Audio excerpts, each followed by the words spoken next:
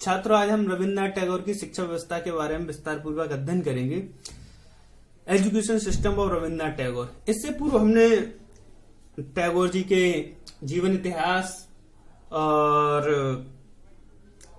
उनकी शैक्षिक दर्शन व उनके शिक्षा के उद्देश्यों के बारे में जाना था। टैगोर के ऑब्जेक्टिव्स ऑफ एजुकेशन के बारे में अध्ययन किया था। छात्रों, सबसे इंपॉर्टेंट बात मैं बता दूं आपको कि रविन्द्रनाथ टैगोर ने एक फिलोसोफर के तरीके से कोई अपनी पर्सनल शिक्षा व्यवस्था के बारे में नहीं बताया है कि इस तरीके से शिक्षा व्यवस्था दी जाए, परंतु निष्कर्ष के रूप में हम उनके शांति निकेतन जो की स्थापना जो उनके विद्यालय के रूप में की थी, उसके आधार पर व उनकी कविता रचनाओं के आधार पर और उनने जो तपोवन नाम का लेख लिखा उसके आधार पर हम उनकी शिक्षा व्यवस्था के बारे में बता सकते हैं। ठीक है, सबसे पहले रविन्द्रनाथ टैगोर के अनुसार पाठ्यक्रम क्या होना चाहिए, कैरिकुलम क्या होना चाहिए छात्र जीवन में। रविन्द्रनाथ टैगोर ने पाठ्यक्रम के संदर्भ में व्यवस्थित विचार नहीं दिए हैं, पर उनकी रचनाओं एवं कार्यों के आधार पर यह कहा जा सकता है कि पाठ्यक्रम को विस्तृत बनाने के पक्षधर थे। वो पाठ्यक्रम को बहुत विस्तृत बनाने के पक्षधर थे ताकि जीवन के सभी पक्षों का विकास हो सके। उनकी विश्व भारती रचना थी। भारती में इतिहास, भूगोल, विज्ञान, साहित्य, प्रकृति, मौलिक रचनाएं, संगीत, नृत्य, कला आदि की शिक्षा दी जाती है। क्लियर?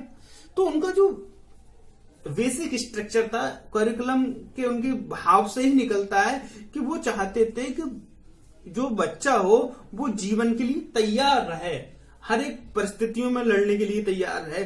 तो उसके लिए एडवांस टेक्नोलॉजी भी सीखनी चाहिए, साहित्य सीखना चाहिए, मौलिक रचनाएं सीखनी चाहिए, उसके अंदर जो कुछ क्षमताएं हैं उनका विकास कर सके। इस संबंध में उनका जो पाठ्यक्रम था पक्षधर, उसके पक्षधर थे, वो उसको इस तरीके से प्रेजेंट करना चाहते थे कि बच्चा जीवन के एवरी फील्ड, जीवन का कोई भी फील्ड हो उसमें वह निपुण हो और वह अपने उद्देश्यों को, अपने एम्स को प्राप्त कर सके। ठीक, शिक्षण विधियों के बारे में हम बता दें और जो टीचिंग मेथड है, रविन्द्रनाथ टैगोर के अनुसार वास्तविक जीवन की स्थिति पर आधारित हो। रविन्द्रनाथ टैगोर चाहते थे कि जो शिक्षण विधियां हैं, टीचिंग मेथड है, वो वास्तविक जीवन की स्थिति पर आधारित हो, क्योंकि वास्तविक जीवन के माध्यम से ही अगर हम वास्तविक जीवन पर आधारित हमारे टीचिंग मेथड होंगे, हमारा जो टीचिंग कराने का तरीका होगा वास्तविकता से बिल्कुल जुड़ाव रखा होगा, सैद्धांतिक ना होकर वास्तविक रूप से एक दूसरे से इंटेलेक्चुअल करता होगा, तो वो क्या होगा, उन्नत तकनीक होगी जिससे बच्चा अधिक से अधिक सीखेगा।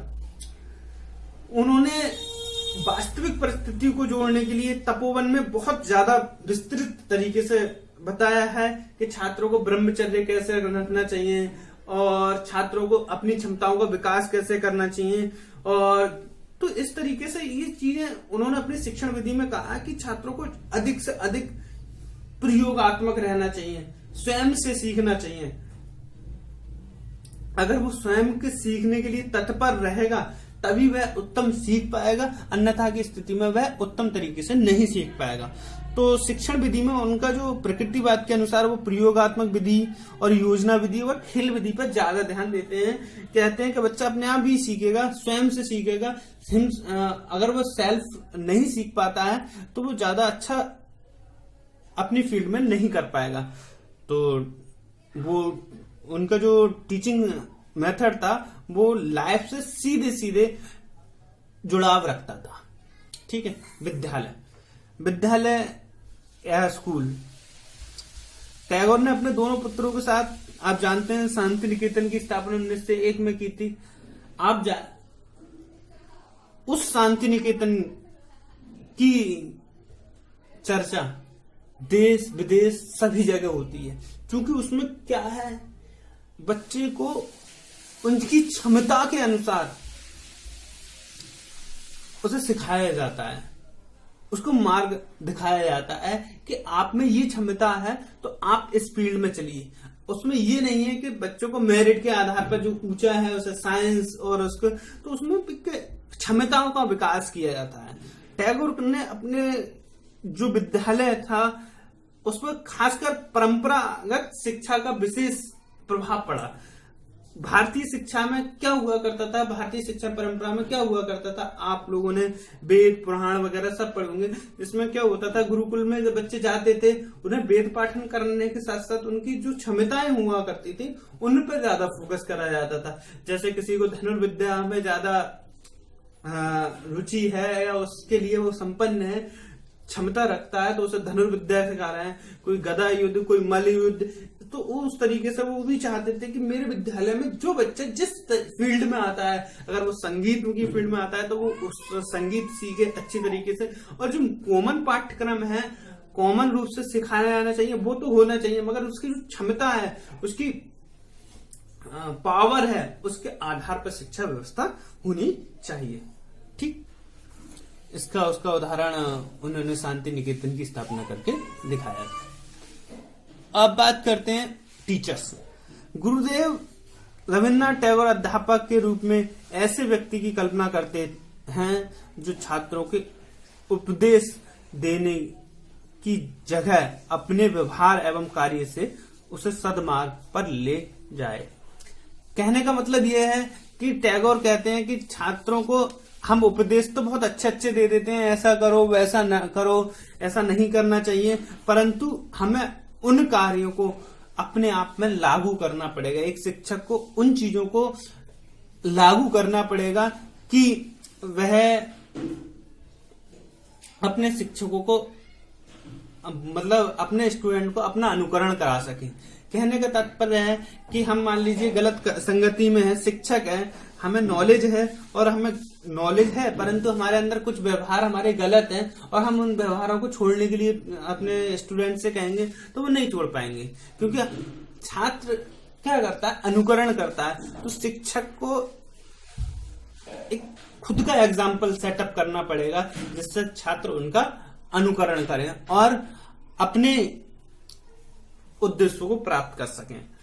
एग्जाम्पल के रूप में हम कह सकते हैं कि छात्र शिक्षक कहें कि आपको फालतू में गलत नशीले पदार्थ नहीं खाने चाहिए, फालतू में नहीं खाने नहीं चाहिए, आपको नशीले पदार्थ नहीं खाने चाहिए, और स्वयं वो खाता हो तो छात्र खुद खाएंगे, क्योंकि शिक्षक को अपने व्यवहार का अनुकरण कराने के लिए पहले अपने अच्छे व्यवहार लाने पड़ेंगे।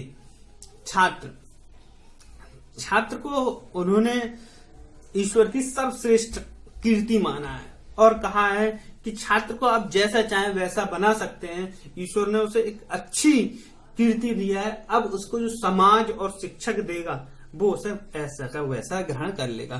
तो रविन्द्रनाथ टैगोर कहते हैं कि समाज और शिक्षक दोनों उसका विशेष ध्यान रखेंगे, तभी एक अच्छा छात्र का निर्माण हो सकेगा।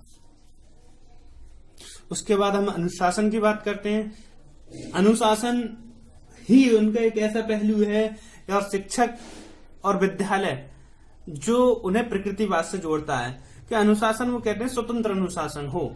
कठोर अनुशासन से बालक की आत्मा कहा उठती है और वह अपने उद्देश्य को प्राप्त नहीं कर सकता। Thank you very much.